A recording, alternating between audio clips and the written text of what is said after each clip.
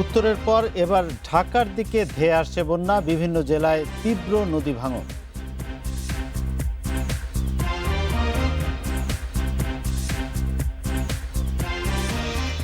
মানহীন mask PPE দেওয়ার ঘটনাতেও অভিযুক্ত শাহেদ, রিজেন্ট কাণ্ড খতিয়ে দেখছে দুদক।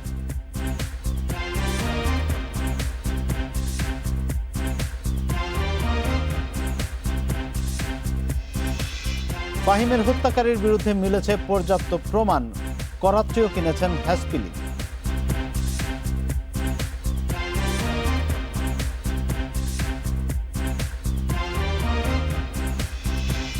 স্বাগত বিরোধীন সংবাদ রাত ৯টায় বাংলাদেশের সঙ্গে আছে গোলাম কিবরিয়া। শুনছিলেন শিরোনাম, এবার বিস্তারিত। উত্তরের বন্যার কিছুটা উন্নতি হলেও সে পানি ধেয়ে আসায় সংকট ঘনীভূত হয়েছে দেশের মধ্যাঞ্চলে। পানি ঢুকছে ঢাকার আশপাশের এলাকায়। পূর্বাভাস কেন্দ্র বলছে আগামী কয়েকদিনের মধ্যে এ অবস্থার আরও অবনতি হতে পারে। বিপদসীমার উপরে চলে যেতে পারে ঢাকার আশপাশের বেশিরভাগ নদীর পানি। টানা বৃষ্টি আর উজানের ঢলে শুরুতেই বন্যার কবলে পড়ে দেশের উত্তর পূর্বাঞ্চল। সেখানে অবস্থার খানিকটা উন্নতি হলেও এখন পানি ঢুকছে মধ্যাঞ্চলে। গত ২৪ ঘন্টায় প্লাবিত হয়েছে মানিকগঞ্জ, মুন্সিগঞ্জ, দোহার, ফরিদপুর, মাদারীপুর, শরীয়তপুর, টাঙ্গাইল, কিশোরগঞ্জ সহ ঢাকা জেলার নিম্নাঞ্চল। মুন্সিগঞ্জে পদ্মার ভাগ্যকুল পয়েন্টে পানি বইছে বিপদসীমার ওপরে। মানিকগঞ্জে পদ্মা যমুনারও একই অবস্থা। লোকালয়ে পানি ঢুকে পড়ার পাশাপাশি দৌলতপুর, শিবালয়, হরিরামপুরে নদী ভাঙ্গনের আতঙ্কে কয়েক হাজার বাসিন্দা। বন্যার মুখে পড়েছে দোহারের কিছু এলাকাও। এদিকে আবারও দেশের নানা জেলায় বৃষ্টি বাড়ার পূর্বাভাস দিচ্ছে আবহাওয়া অধিদপ্তর। রবিবার থেকে হয়তো দেশের উত্তর অঞ্চল, বিশেষ করে দেশের রংপুর, ময়মনসিংহ, সিলেট এবং এইসব সীমান্ত এলাকায় বৃষ্টিপাত বেড়ে যাবে। মিনিমাম 2 থেকে 3 দিন ওই সব জায়গাতে বৃষ্টি বেড়ে যাবে। সুখবর দিতে পারছে না বন্যা পূর্বাভাস ও সতর্কীকরণ কেন্দ্র। তারা বলছে মেঘালয়, আসাম ও পশ্চিমবঙ্গে ভারী বৃষ্টি হলে উত্তর পূর্বাঞ্চলে আবারও আছে বন্যার সংখ্যা। এতে মধ্য অঞ্চলের সংকট আরও ঘনীভূত হবে। ইতিমধ্যে পদ্মা নদীর পানি বৃদ্ধির ফলে ঢাকার নিম্নাঞ্চলের দোহার, কেরানীগঞ্জ সহ বেশ কিছু এলাকা প্লাবিত হয়েছে এবং এই এলাকাগুলোতে একটি বন্যা পরিস্থিতি বিরাজ করছে। বন্যা পরিস্থিতির ফলে ঢাকা শহরের আশেপাশের যে কিছু নদী রয়েছে, যেমন বালু, শীতলক্ষা, বুড়িগঙ্গা, এই নদীগুলোর পানিও বৃদ্ধি পাচ্ছে। এবারের বন্যায় ঢাকার আশপাশের বেশিরভাগ নদীর পানি বিপদসীমার উপরে চলে যেতে পারে বলেও সতর্ক করেছে পূর্বাভাস কেন্দ্র। Nahid Kamal, independent news, Dhaka. বন্যা পরিস্থিতি নিয়ে বিস্তারিত জানাতে আমরা কথা বলছি বন্যা পূর্বাভাস ও সতর্কীকরণ কেন্দ্রের নির্বাহী প্রকৌশলী আরিফুজ্জামান ভূঁইয়ার সঙ্গে। আরিফুজ্জামান ভূঁইয়া, ঢাকায় বন্যা হওয়ার আশঙ্কা কতটুকু দেখছেন? এখন যে পরিস্থিতি, তাতে এর আরও অবনতি হতে পারে বলে মনে করেন কিনা? জি, ধন্যবাদ। আসলে এই মুহূর্তে সার্বিকভাবে দেশের বন্যা পরিস্থিতি কিছুটা উন্নতির দিকে। আমাদের প্রধান নদীগুলোর পানি, পদ্মা, মেঘনা, যমুনা, সবগুলোতে আপনার পানি হ্রাস পাচ্ছে এবং উন্নতি হচ্ছে এবং সেই সাথে বন্যা পরিস্থিতির উন্নতি হচ্ছে। তবে আপনারা ইতিমধ্যেই শুনেছেন যে ঢাকা জেলার নিম্নাঞ্চলে অর্থাৎ দোহার, কেরানীগঞ্জে পদ্মার পানি বৃদ্ধির ফলে একটা বন্যা পরিস্থিতির সৃষ্টি হয়েছে। তবে এই পরিস্থিতিরও আগামী 2-1 দিন কিছুটা উন্নতি আমরা আশা করছি। তবে এটা সাময়িক।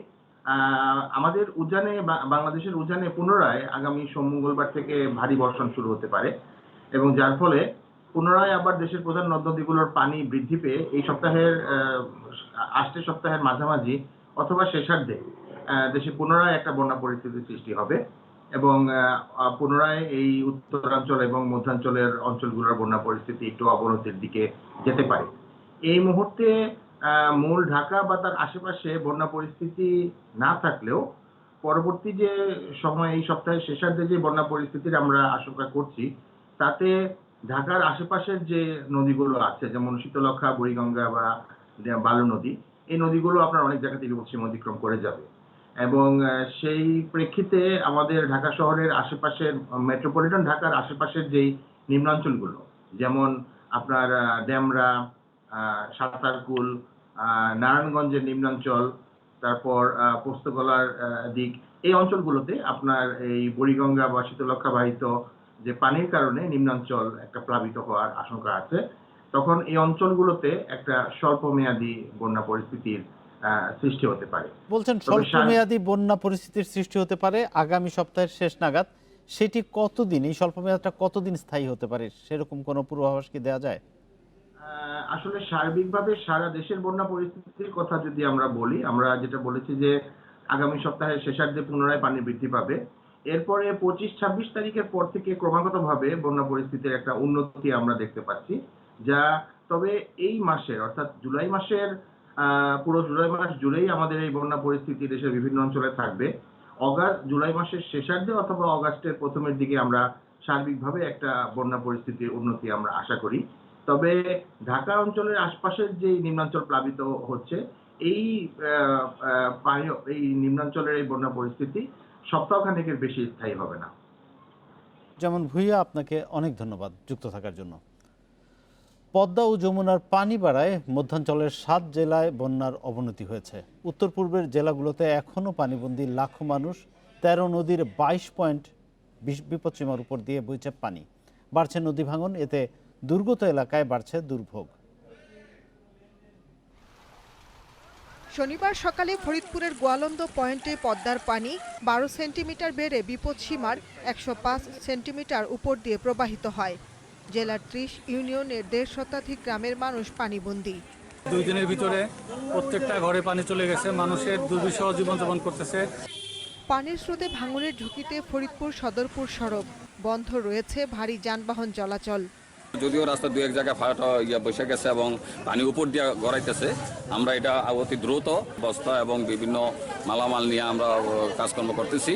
মাদারীপুরের 4 উপজেলার কয়েক হাজার মানুষ পানিবন্দী। ডুবে গেছে রাস্তাঘাট ও ফসলি জমি। শরীয়তপুরে নতুন করে প্লাবিত ভেদরগঞ্জ, নড়িয়া ও জাজিরা উপজেলার শতাধিক গ্রাম। ভাঙন দেখা দিয়েছে পদ্মাপাড়ের জাজিরার বড়কান্দি ও নাওডোবা ইউনিয়নের 0 পয়েন্ট এলাকায়। পুরা ডালিপাড়া এই যে তলায় গেছে পানিতে, কিন্তু কেউ আমাকে খোঁজ খবর নিতে আসে না। রাজবাড়ীতে প্লাবিত হয়েছে গোয়ালন্দ, কালুখালী ও পাংশা উপজেলার বেশ কিছু নিম্নাঞ্চল। মুন্সিগঞ্জে লৌহজং, শ্রীনগর ও টঙ্গীবাড়ি উপজেলায় নতুন করে পানিবন্দী প্রায় 27,000 মানুষ। বিশুদ্ধ পানি ও খাদ্য সংকটে বানভাসীরা। বাড়ি ঘর সব তলায় যাইতেছে, আমাদের খাওয়ার সুবিধা নাই, কোনো পানি টিউবওয়েল তলায় গেছে। মানিকগঞ্জের হরিরামপুরে পানিবন্দী 20,000-এরও বেশি পরিবার। পানির স্রোতে ধসে গেছে সদর উপজেলার প্রধান সড়কের 3টি স্থান। জামালপুর মাদারগঞ্জ সড়ক ডুবে নতুন করে বন্যার কবলে হাজরাবাড়ি পৌরসভা সহ বেশ কিছু এলাকা। ত্রাণ না পাওয়ার অভিযোগ বন্যা দুর্গতদের। মেম্বার চেয়ারম্যান আগে খোঁজ নেয় নাকি, আমরা না খেয়ে মরবে নাকছি। টাঙ্গাইলে প্লাবিত 6 উপজেলার 196টি গ্রাম। চরম দুর্ভোগে প্রায় 2 লাখ মানুষ। কুড়িগ্রামে বাঁধের ভাঙা অংশ দিয়ে পানি ঢুকে নতুন করে প্লাবিত হয়েছে চিলমারী উপজেলা শহর। ব্রহ্মপুত্র নদের পানি বৃদ্ধির কারণে শেরপুরের সঙ্গে যমুনা সার কারখানা সহ উত্তরাঞ্চলের সড়ক যোগাযোগ বিচ্ছিন্ন। বন্যার উন্নতি হয়েছে নেত্রকোনা, লালমনিরহাট ও গাইবান্ধায়। Shahnaz Parvin, independent news desk. এদিকে উত্তর পূর্বাঞ্চলে দেখা দিয়েছে নদী ভাঙন। কুড়িগ্রামের 9 উপজেলার 20 পয়েন্টে ভাঙছে নদী। একই অবস্থা গাইবান্ধার রংপুর এবং সিরাজগঞ্জের নদী তীরের এলাকাগুলোতে। কুড়িগ্রামে নদী ভাঙনের কবলে সদর উপজেলার শারডোপ ও মোঘলবাসা, উলিপুর উপজেলার থেত্রাই, হাতিয়া, সাহেবের আলগা, রাজারহাট উপজেলার কালীরহাট ও জয়কুমুর, বেগমগঞ্জ। ভাঙন চলছে চিলমারি, নয়ারহাট, অষ্টমীর চর ও রানীগঞ্জ সহ 20 পয়েন্টে। গাইবান্ধায় তিস্তা, ব্রহ্মপুত্র এবং ঘাঘট নদীর ভাঙনের সদর, সাঘাটা, ফুলছড়ি ও সুন্দরগঞ্জের 15 এলাকা বিপন্ন। 2টি শিক্ষা প্রতিষ্ঠান সহ শতাধিক ঘরবাড়ি বিলীন হয়েছে নদীতে। রংপুরের গাটুপাড়া ও বৈরাতির পাড়ায় পানি উন্নয়ন বোর্ডের প্রোটেকশন ওয়ালের 60 মিটার অংশ ধসে পড়েছে। আর নোহালির ডানতির রক্ষাবাঁধেও দেখা দিয়েছে ভাঙন। এছাড়া সিরাজগঞ্জের সিমলা, চৌহালি, কাজিরপুর এবং এনায়েতপুরের 10 এলাকায় থেমে থেমে চলছে নদী ভাঙন।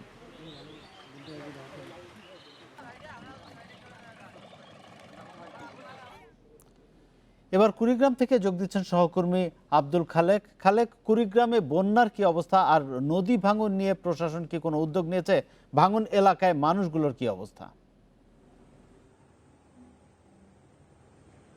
বন্যার পানি আসলে গত 2-3 দিন ধরে অব্যাহতভাবে কমছে, তবে এর মধ্যেই আবার ভাঙা একটি রাস্তা দিয়ে পানি ঢুকে চিলমারি উপজেলার 50টি গ্রাম কিন্তু নতুন করে প্লাবিত হয়েছে। আর আপনি যদি ভাঙনের কথা বলছিলেন, যে পানি কমার সাথে সাথে কিন্তু বিভিন্ন স্পটে ভাঙন তীব্র রূপ নিয়েছে। বিশেষ করে পানি উন্নয়ন বোর্ডের হিসাব অনুযায়ী এ পর্যন্ত 19 থেকে 20টি পয়েন্টে এখন কিন্তু অব্যাহত ভাঙন চলছে, এবং এই ভাঙনের কারণে বিস্তীর্ণ এলাকা ঘরবাড়ি অনেকগুলো বিলীন হয়ে গেছে। এবং সবচেয়ে বড় কথা যে আজকে আমরা যে খবর পেয়েছি, তিস্তা নদীর প্রবল ভাঙনে বুড়িঘাট নামে একটা জায়গায় যে গ্রোয়েনটি রয়েছে, সেই গ্রোয়েনটি কিন্তু মূল বাঁধ থেকে বিচ্ছিন্ন হয়ে গেছে অনেকটা। তো সারাদিন পানি উন্নয়ন বোর্ডের কর্মকর্তাদের তদারকিতে সেখানে বিপুল সংখ্যক শ্রমিক নিয়োগ করে সেই গ্রোয়েনটি রক্ষার চেষ্টা করা হচ্ছে। পাশাপাশি ইতিমধ্যে কিন্তু 2টি স্থানে বন্যা নিয়ন্ত্রণ বাঁধ ভেঙে বিস্তীর্ণ এলাকা প্লাবিত হয়েছে, এবং ঝুঁকিতে রয়েছে আরো কয়েকটি বন্যা নিয়ন্ত্রণ বাঁধ এবং বিভিন্ন স্থাপনা। তো চলাঞ্চল সহ বিভিন্ন পয়েন্টে যে ভাঙন চলছে, সে ব্যাপারে পানি উন্নয়ন বোর্ড চেষ্টা করছে আসলে ভাঙন ঠেকানোর জন্য, কিন্তু পানির প্রবল চাপ এবং দফায় দফায় পানি বৃদ্ধির ফলে কিন্তু এই বাঁধগুলো রক্ষা করা এবং এই জনপদ রক্ষা কঠিন হয়ে পড়েছে। কুড়িগ্রাম থেকে বলছিলেন আব্দুল খালেক। যাচ্ছি পরের প্রসঙ্গে। কাল থেকে মঙ্গলবার পর্যন্ত আসাম মেঘালয়ে ভারী বৃষ্টির পূর্বাভাস দিয়েছে ভারতের আবহাওয়া অফিস। রাজ্য দুটির 33 জেলায় জারি করা হয়েছে রেড অ্যালার্ট। এতে বন্যার আরও অবনতির সংখ্যা রয়েছে। এদিকে দেশটির উত্তর পূর্বাঞ্চলে বন্যায় মৃতের সংখ্যা বেড়ে দাঁড়িয়েছে 102 জনে। বন্যার পানিতে ডুবে 76 আর ভূমিধসে মৃত্যু হয়েছে 26 জনের। 711টি আশ্রয়কেন্দ্রে আছেন 51,000-এর বেশি মানুষ। আসামের কাজিরাঙ্গা ন্যাশনাল পার্কে মারা গেছে 86টি বন্যপ্রাণী। এদিকে বন্যার সংখ্যায় অরুণাচল, পাঞ্জাব, হরিয়ানা, দিল্লি, উত্তরপ্রদেশ এবং বিহারে জারি করা হয়েছে অরেঞ্জ অ্যালার্ট।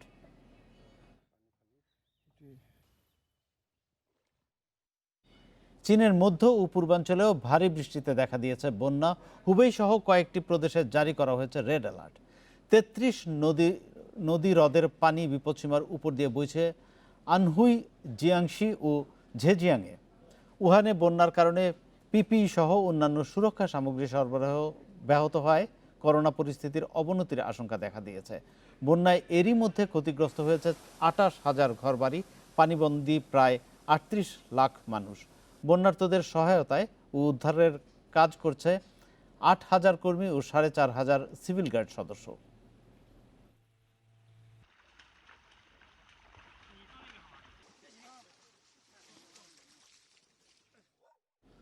নাম সর্বস্ব প্রতিষ্ঠান খুলে বিভিন্ন হাসপাতালে মাস্ক, পিপিই সরবরাহ করতেন রিজেন্ট হাসপাতালের চেয়ারম্যান মোহাম্মদ শাহেদ। এজন্য অনুমতিও জোগাড় করেছিলেন তিনি। শনিবার ঢাকা মহানগর পুলিশের মিডিয়া সেন্টারের সাংবাদিকদের এসব তথ্য জানান গোয়েন্দা পুলিশের অতিরিক্ত কমিশনার।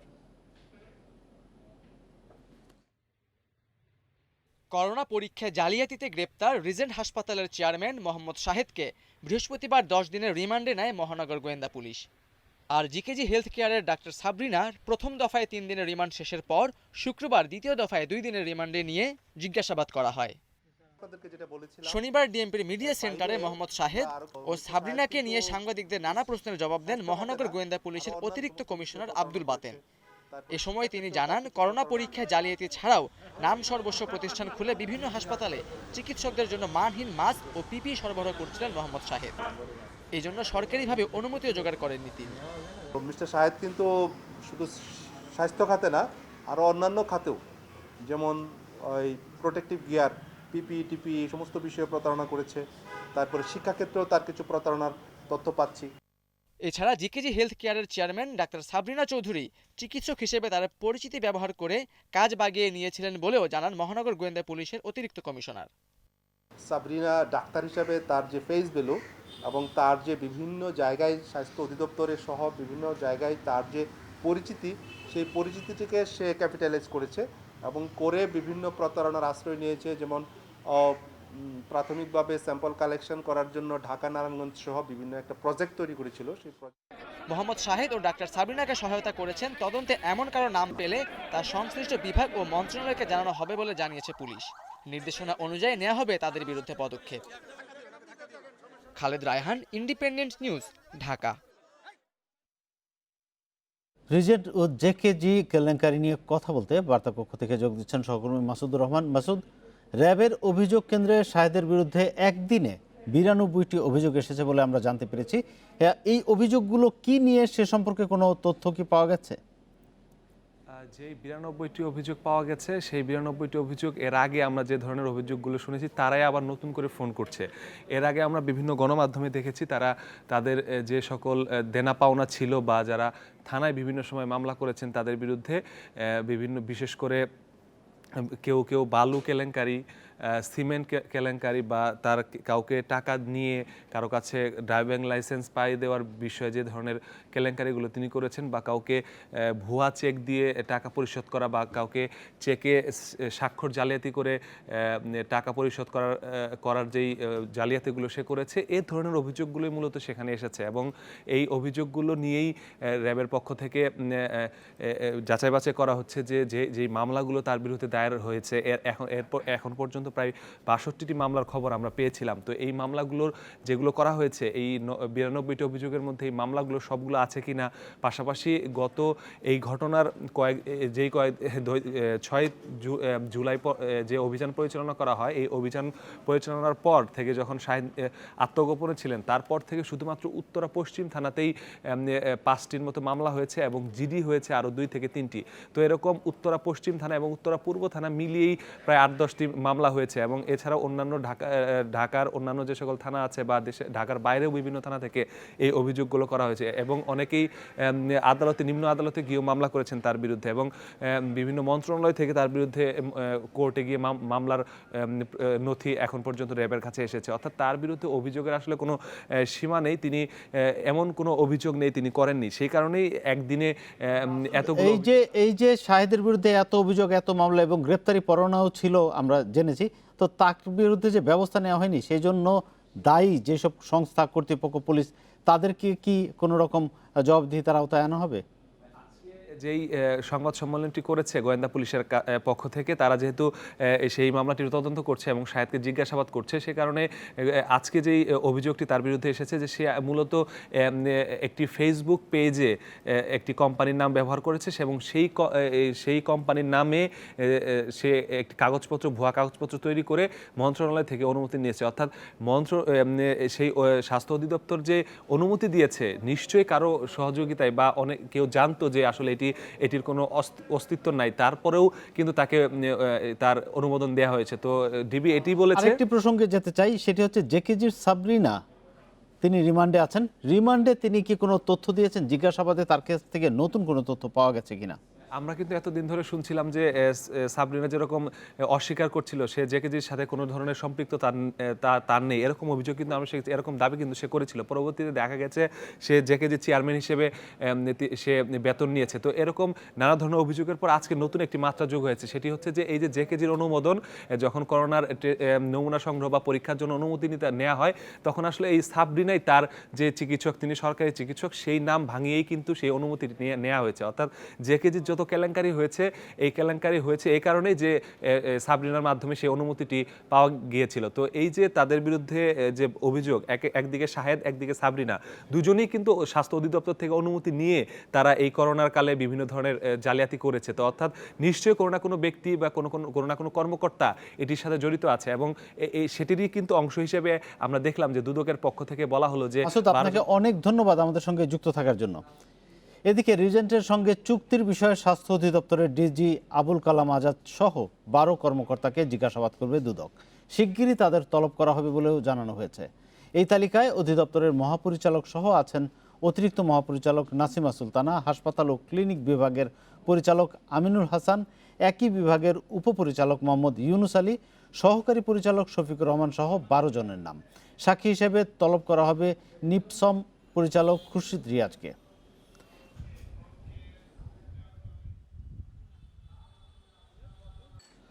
করোনা সংক্রমণের 133তম দিনে দেশে আক্রান্তের সংখ্যা 2 লাখ ছাড়ালো।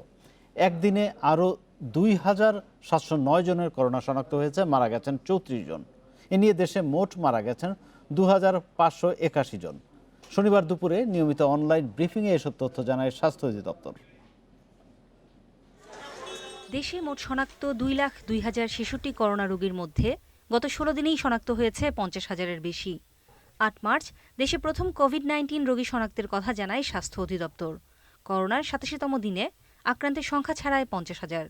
গত 18 জুন আক্রান্ত ছাড়ায় 1 লাখ, আর 2 জুলাই শনাক্ত ছাড়ায় 1.5 লাখ। স্বাস্থ্য অধিদপ্তর জানায় শনিবার দুপুরের আগের ২৪ ঘন্টায় আরও ১০,৯২৩ নমুনা পরীক্ষায় ২,৭০৯ জনের করোনা শনাক্ত হয়েছে। একদিনে পরীক্ষা বিবেচনায় শনাক্তের হার ২৪.৮০%। করোনায় আরও ৩৪ জনের মৃত্যু হয়েছে, তাদের মধ্যে পুরুষ ২৯ জন ও নারী ৫ জন। আমাদের পপুলেশন যা ওয়ার্ল্ড ব্যাংক 2019-এ বলেছে যে ১৬,৩০,৪৬,০০০, এই পপুলেশনের উপর আমাদের কোভিড-19-এর যে মৃত্যু হার সেটা হলো ১৫.৮৩ প্রতি ১০ লক্ষের মধ্যে, এবং প্রতি ১০ লক্ষে আমাদের যে শনাক্ত হয়েছে সেটা ১,২৩৯.৩২। এ সময় দেশে সুস্থ হয়েছেন ১,৩৭৩ জন। মোট সুস্থ ১,১০,০৯৮ জন। শনাক্ত বিবেচনায় সুস্থতার হার ৫৪.৪৯%। করোনা নমুনা সংগ্রহ ও পরীক্ষা কম হচ্ছে জানিয়ে স্বাস্থ্য অধিদপ্তর উপসর্গ আছে এমন ব্যক্তিদের সারা দেশে নমুনা সংগ্রহের বুথ ও কেন্দ্রগুলোয় নমুনা দেওয়ার আহ্বান জানায়। আমাদের নমুনা সংগ্রহ অনেক কম, এ বিষয়ে অনেক প্রশ্ন আসছে যে নমুনা সংগ্রহ কম হচ্ছে এবং পরীক্ষা কম হচ্ছে। নমুনা সংগ্রহের ক্ষেত্রে বলি, আপনারা প্রত্যেকেই নমুনা যাদের দরকার মনে করবেন অবশ্যই নমুনা দেওয়ার জন্য যে বুথগুলো আছে, যে ব্যবস্থা আছে জেলা উপজেলা পর্যায়ে এবং প্রত্যন্ত অঞ্চলে নমুনা সংগ্রহের জন্য বিশেষ সব জায়গায় ব্যবস্থা আছে। করোনা রোগীদের জন্য নির্ধারিত হাসপাতালগুলোতে বেড খালি আছে জানিয়ে স্বাস্থ্য অধিদপ্তর জানায় মৃদু উপসর্গ থাকায় বেশিরভাগই বাসায় সেবা নিচ্ছেন। করোনা রোগীসহ সেবায় নিয়োজিত সবাইকে স্বাস্থ্যকর খাবার গ্রহণের পরামর্শ দিয়েছে সংস্থাটি। নুরা জান্নাত, ইন্ডিপেন্ডেন্ট নিউজ। বিদেশ যেতে আগামী ২৩ জুলাই থেকে করোনা সনদ বাধ্যতামূলক করেছে বিমান বাংলাদেশ এয়ারলাইন্স। দুপুরে এ সংক্রান্ত একটি বিজ্ঞপ্তি প্রকাশ করে সংস্থাটি। বিজ্ঞপ্তিতে জানানো হয় দেশের ১৬টি সরকারি হাসপাতাল এবং প্রতিষ্ঠানে কোভিড টেস্ট করা যাবে। বিদেশগামীরা সেখান থেকে পরীক্ষার পর সনদ সংগ্রহ করতে পারবেন, তবে যাত্রার ৭২ ঘন্টার আগে কোনো নমুনা সংগ্রহ করা হবে না। বিজ্ঞপ্তিতে আরও জানানো হয় বিদেশগামীরা নমুনা পরীক্ষার জন্য জেলার সিভিল সার্জন অফিসে আলাদা বুথে নমুনা জমা দেবেন। নমুনা দেওয়ার পর থেকে যাত্রার সময় পর্যন্ত তাদের থাকতে হবে আইসোলেশনে। করোনা পরীক্ষার সনদের জন্য ল্যাবে গিয়ে নমুনা দিতে হলে ফি লাগবে ৩,৫০০ টাকা, আর বাড়ি থেকে নমুনা সংগ্রহের জন্য ৪,৫০০ টাকা ফি দিতে হবে বলে জানায় বিমান বাংলাদেশ এয়ারলাইন্স। রোজার ঈদের মতো কোরবানির ঈদেও সীমিত পরিসরে চলাচল করবে ট্রেন। থাকছে না অগ্রিম টিকিটের ব্যবস্থা, পাওয়া যাবে শুধু অনলাইনে। তবে স্বাস্থ্যবিধি মেনে যাত্রীবাহী লঞ্চ চলবে স্বাভাবিক নিয়মে। কর্তৃপক্ষ বলছে ট্রেন এবং লঞ্চে যাত্রী পরিবহনের ক্ষেত্রে স্বাস্থ্যবিধি কঠোরভাবে নিয়ন্ত্রণ করা হবে। সাধারণ ছুটি তুলে নেয়ার পর সীমিত পরিসরে সারা দেশে গণপরিবহন চলাচল করছে। রেলওয়ে ১৭ জোড়া ট্রেন চালাচ্ছে। তবে ঈদ উপলক্ষে বাড়ছে না ট্রেনের সংখ্যা, থাকছে না অগ্রিম টিকিট। সব টিকিটই বিক্রি হবে অনলাইনে। টিকিট ছাড়া ঢুকতে দেয়া হবে না প্ল্যাটফর্মে। এইবার ঈদে কেউ আমরা বাড়ি যাব না, এবার যে যেখানে আসি সেখানে ঈদ করবো। সেই জন্য ট্রেনে আমরা এবার বাড়িতে যাচ্ছি না, যেভাবে চলতেছে এইভাবে চলবে। এদিকে স্বাস্থ্যবিধি মেনে স্বাভাবিক নিয়মে চলবে যাত্রীবাহী লঞ্চ।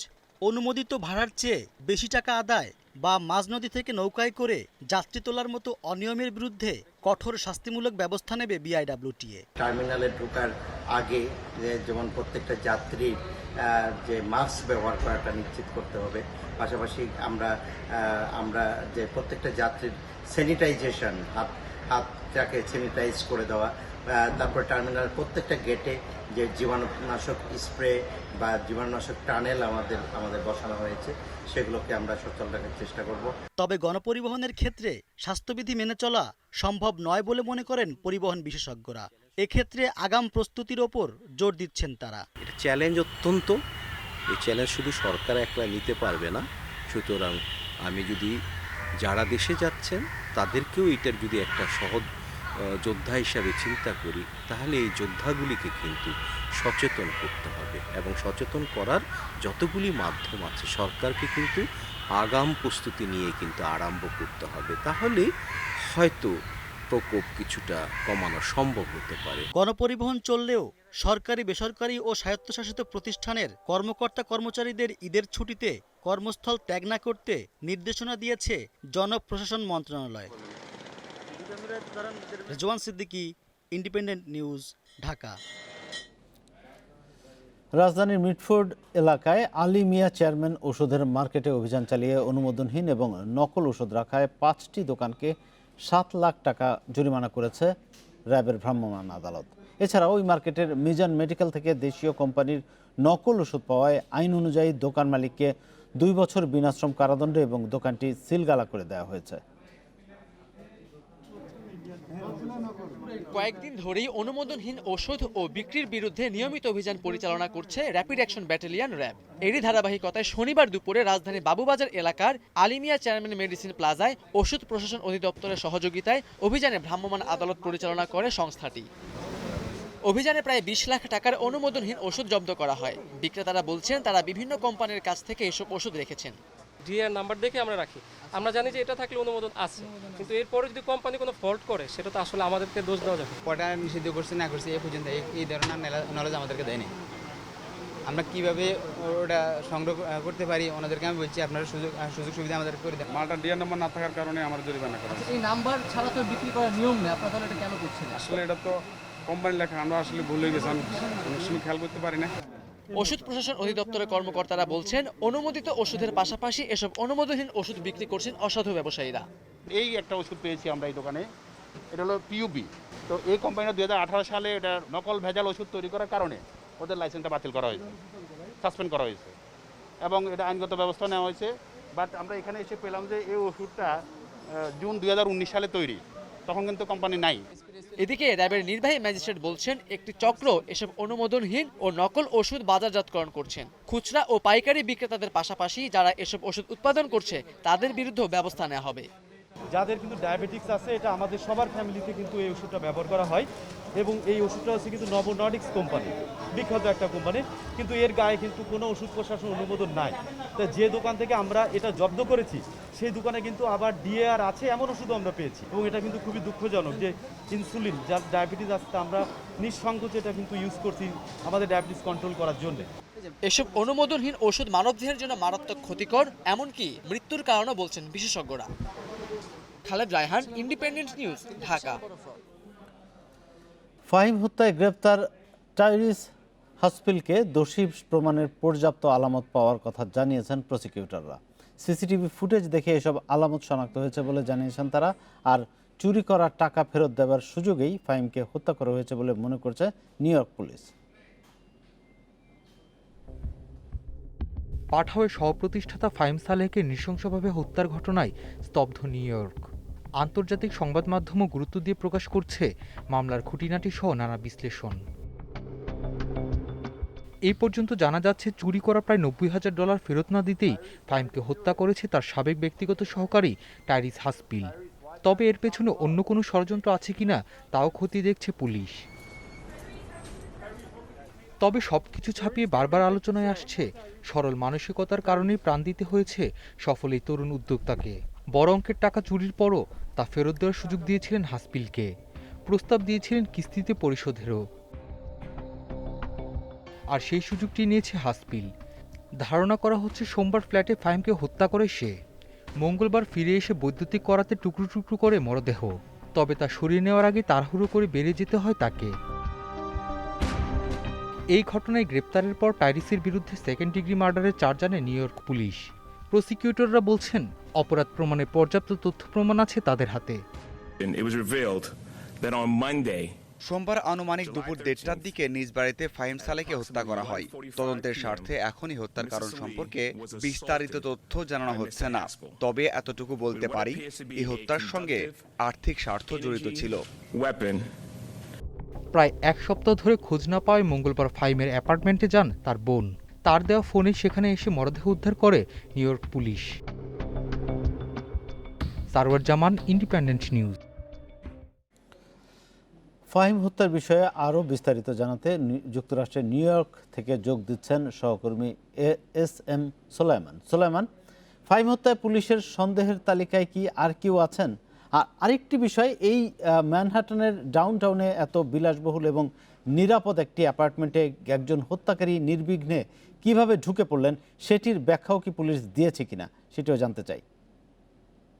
আমি কথা বলেছিলাম নিউ ইয়র্ক পুলিশের একজন কর্মকর্তার সাথে এবং কথা বলেছিলাম এক্ষেত্রে একজন আইনজীবীর সাথেও।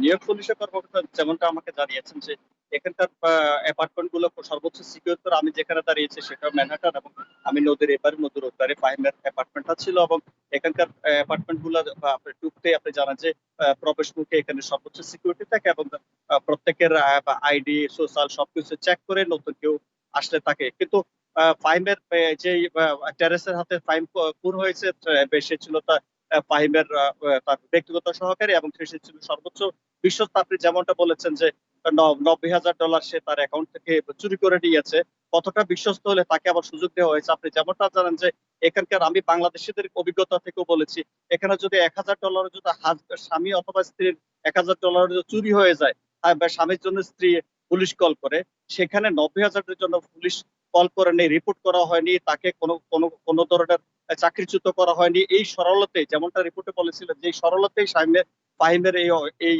মর্মান্তিক মৃত্যুর কারণ হয়েছে। এবং আমি এখানকার ম্যানেজমেন্টের বিল্ডিং যে মালিক ওনার সমিতি এবং ম্যানেজমেন্টের সাথে কথা বলেছে, তারা যেমনটা বলেছেন যে ওই ভবনটি গত বছর মাত্র চালু করা হয়েছে, সে কারণে সেখানে সর্বোচ্চ সিকিউরিটি এখনো শতভাগ সিকিউরিটি হয়তো করা হয়নি।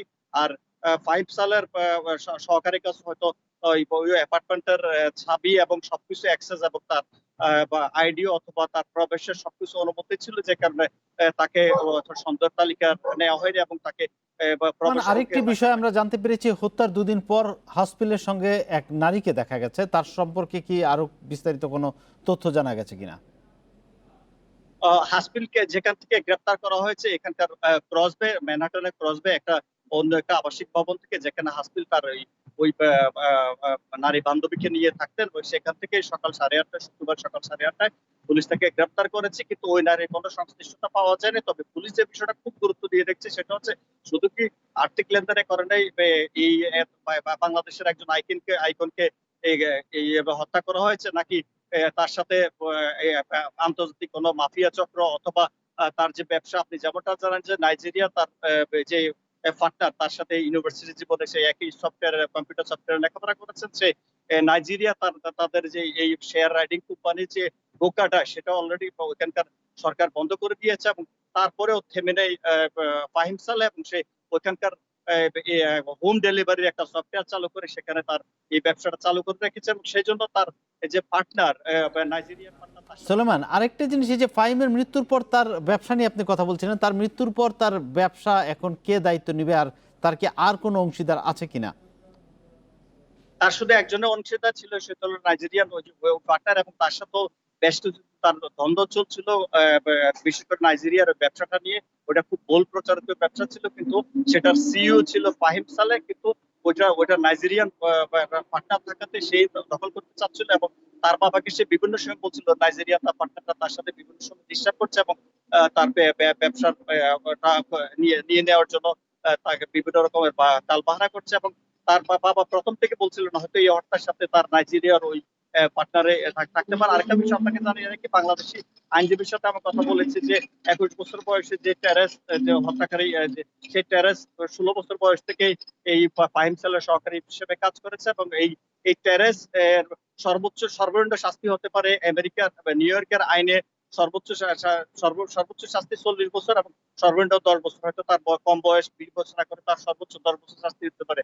সেক্ষেত্রে তার বয়স যখন 31 অথবা 32 বছর হবে, তখন সে ছাড়া পেয়ে যাবে। এবং সে কিন্তু ফাহিম সালের এই টোটাল ব্যবসার সবকিছু বিষয় জানে। হয়তো এইসব কারণেও অন্যদের সাথে যোগসাজশে তাকে এত বড় হত্যার সাথে করতে পারে কিনা, সেটাও হয়তো ধারণা করছে পুলিশ। তো পুলিশ গতকালকে বলেছে, পুলিশ কোনো প্রশ্নের জবাব দেয়নি। সাংবাদিকদের বলছে যে আরো বিস্তারিত জেনে, কারণ এত বড় একজন অবশ্যই সুলেমান, আপনাকে অনেক ধন্যবাদ আমাদের সঙ্গে যুক্ত থাকার জন্য। নিউ ইয়র্ক থেকে বলছিলেন সহকর্মী SM সুলেমান। নৌবাহিনীর প্রধান হচ্ছেন রিয়ার অ্যাডমিরাল মোহাম্মদ শাহিন ইকবাল। তাকে ভাইস অ্যাডমিরাল পদে পদোন্নতি দিয়ে নৌপ্রধান হিসেবে নিয়োগ দেওয়া হয়েছে। বিকেলে এ তথ্য জানায় ISPR। প্রতিরক্ষা মন্ত্রণালয়ও এ বিষয়ে একটি প্রজ্ঞাপন জারি করেছে। তাতে বলা হয় 25 জুলাই বিকেল থেকে ভাইস অ্যাডমিরাল হবেন তিনি।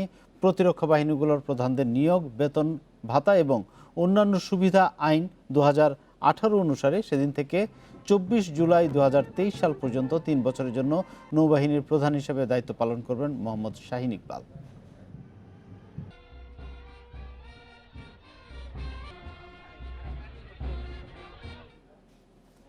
এবার খেলার খবর। তার আগে জানাচ্ছি শিরোনামগুলো।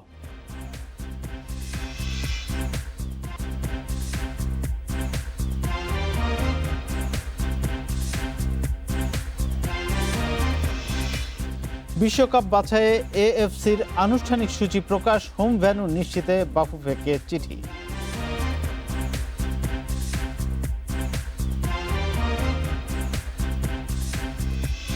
প্রস্তুত হোম অফ ক্রিকেট, অনুশীলনে ফেরার অপেক্ষায় 4 টাইগার। প্রথম দিন হোম অফ ক্রিকেটে ব্যক্তিগত অনুশীলন সারবেন মুশফিক, শফিউল, মিঠুন। 4 ভেন্যুতে মোট 9 ক্রিকেটার অনুশীলন করবেন 1 সপ্তাহ। কঠোর নিয়মকানুনের মধ্য দিয়ে ঘণ্টা 2 প্রস্তুতি সারতে হবে। 3 জন অনুশীলন করলেও আলাদা আলাদা জায়গা থাকতে হবে, মানতে হবে সামাজিক দূরত্ব। মিরপুরে মাঠ কর্মীদের ব্যস্ততা দেখে মনে হতে পারে সামনে হয়তো কোনো ম্যাচ অথবা সিরিজ আছে। Match venue, academy, gym, indoor ক্রিকেটারদের অনুশীলনের জায়গাগুলো ধুয়ে মুছে পরিষ্কার করা হয়েছে জীবাণুমুক্ত। মাঠে ফিরছে টাইগাররা, তাই তো শেষ মুহূর্তের তোড়জোড়। করোনা মহামারীতে গাইডলাইন মেনে কড়া নিয়মের মধ্য দিয়ে শুরু হচ্ছে ব্যক্তিগত অনুশীলন। ভাইরাস থেকে ক্রিকেটারদের দূরে রাখতে হবে, সেজন্যই বাড়তি সতর্কতা।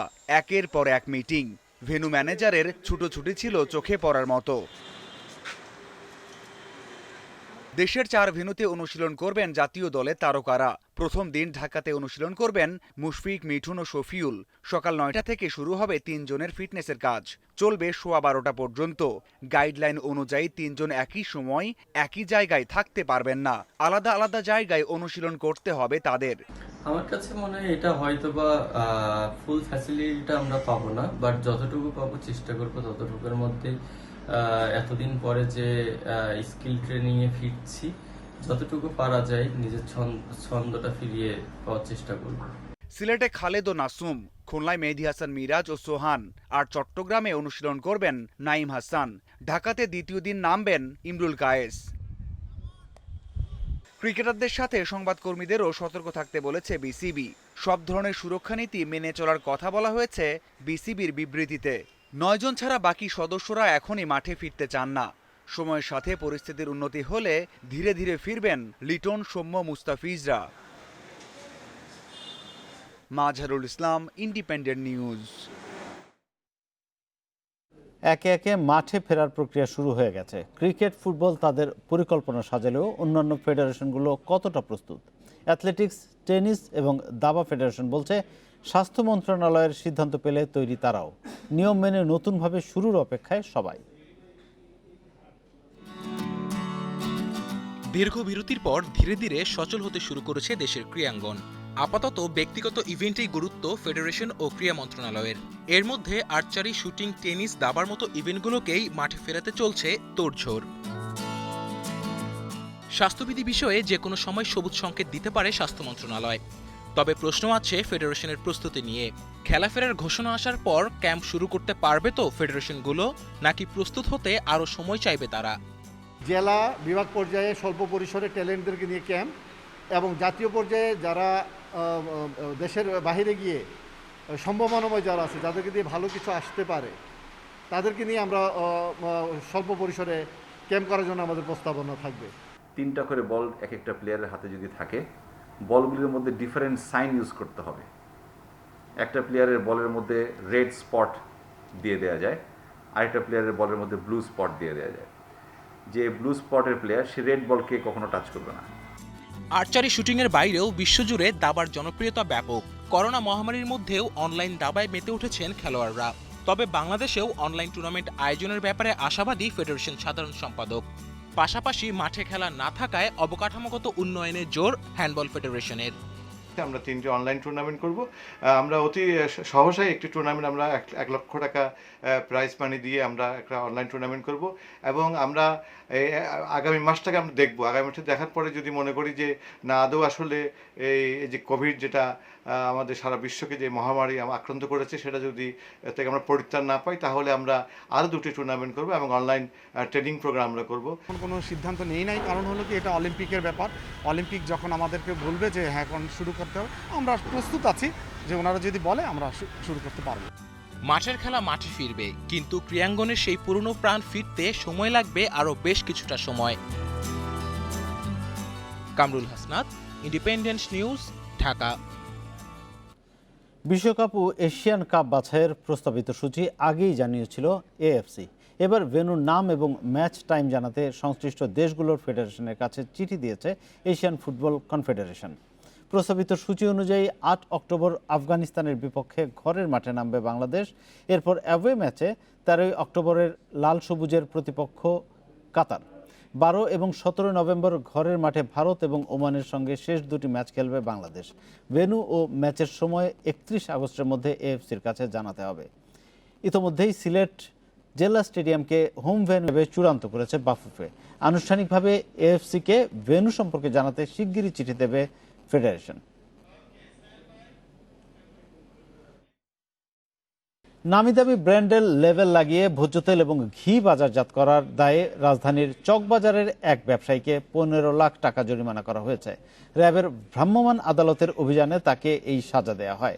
র্যাব জানায়, ইসলামাবাদ বাজারের সামি এন্টারপ্রাইজের মালিক আবুল হোসেন তীর, রূপচাঁদা সহ ১১টি ব্র্যান্ডের ভেজাল ভোজ্য তেল বাজারজাত করে আসছিলেন। খোলা তেল বোতলে ভরে তার উপর লেবেল লাগিয়ে পাইকার এবং খুচরা ব্যবসায়ীদের সরবরাহ করতেন তিনি। একইভাবে সরিষার তেল এবং গাওয়া ঘি বাজারজাত করে আসছিলেন। র্যাবের অভিযানে বিষয়গুলো ধরা পড়ার পর ওই ব্যবসায়ীকে জরিমানা করা হয়।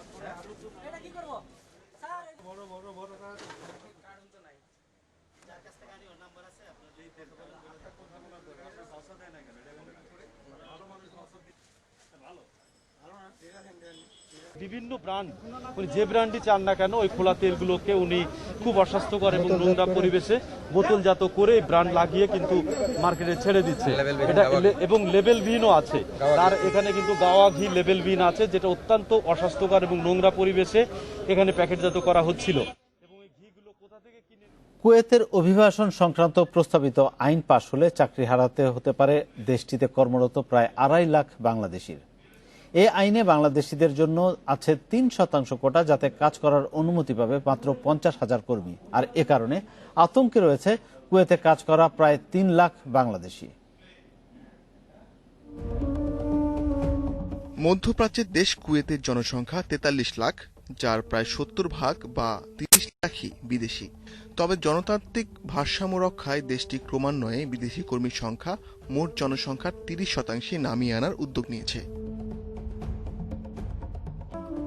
এর অংশ হিসেবে বিদেশি কর্মীদের জন্য কোটা বেঁধে দিতে দেশটির পার্লামেন্টে উঠেছে একটি বিল।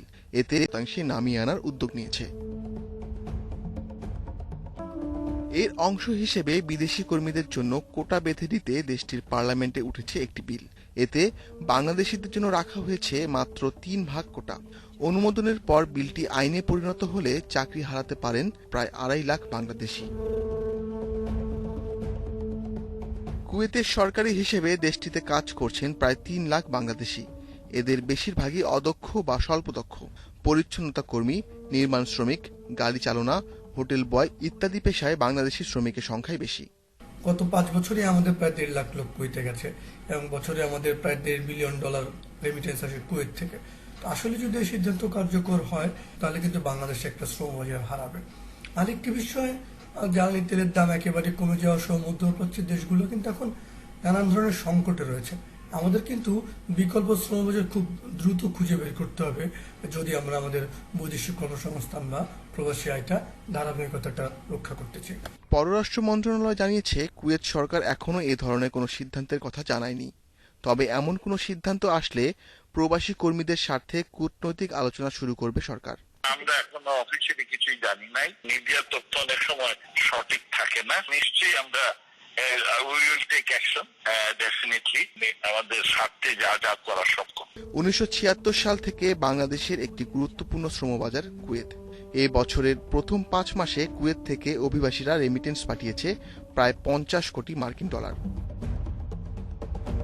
Ashiq Hossain, independent news, Dhaka. বিশ্বে করোনায় প্রথম মৃত্যুর ১৮৯ দিনে প্রাণহানি ৬ লাখ ছাড়ালো। ১১ জানুয়ারি চীনের উহানে প্রথম মৃত্যু হয় করোনায়। ২ ফেব্রুয়ারি চীনের বাইরে প্রথম মৃত্যু হয় ফিলিপাইনে। এরপর বিভিন্ন দেশে বাড়তে থাকে মৃত্যু। করোনায় এ পর্যন্ত সবচেয়ে বেশি মৃত্যু এবং আক্রান্ত যুক্তরাষ্ট্রে। দেশটিতে 37 লাখ মানুষ শনাক্ত হয়েছে, মারা গেছেন 1,42,000-এর বেশি। তালিকায় দ্বিতীয় অবস্থানে ব্রাজিল। লাতিন দেশটিতে আক্রান্ত 20 লাখ মানুষ, মৃত্যু 77,000 ছাড়িয়েছে। এশিয়ায় সবচেয়ে বেশি আক্রান্তের দেশ ভারত। এরই মধ্যে সংক্রমণের শিকার 10 লাখ, মারা গেছেন 26,000-এর বেশি মানুষ। বিশ্বের 213টি দেশ এবং অঞ্চলে ছড়িয়েছে নোভেল করোনা ভাইরাস।